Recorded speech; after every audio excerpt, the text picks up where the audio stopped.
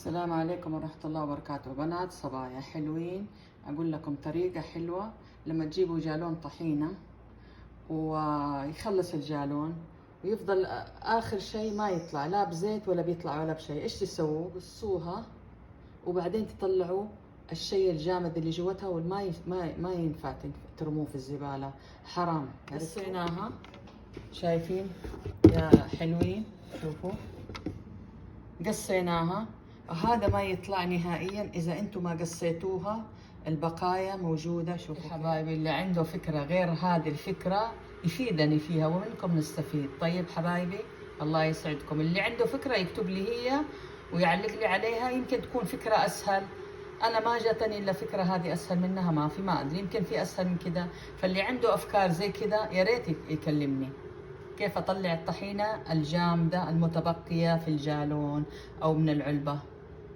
العلبة تقدروا تتحكموا فيها، بس الجالون للأسف ما نقدر نتحكم فيه لأنه اللي هو فمه ضيق، ما نقدر نتحكم فيه. بس العلبة أو القارورة نقدر نتحكم فيها وندخل الملعقة ونطلع، لكن زي كذا ما نقدر نتحكم فيها. شايفين؟ ما نقدر. شوفوا حبايبي، لأنه هذه شوفوها جامدة، شوفوا ما تطلع إلا، لا حتى لو حطيتوا لها الزيتوت هذه ما تطلع الا بالملعقه. شوفوا اللي تحت، شوفوا ها، شايفين؟ شوفوا ها، شايفين كيف جامده؟ ولسه في جامده، ما ينفع الا لما تقصوها.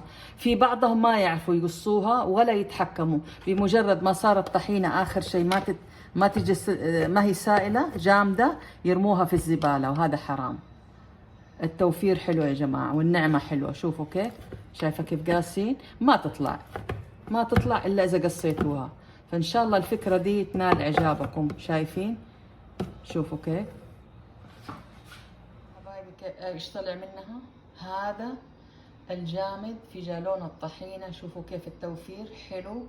اتصرفوا بحكمه وعقل.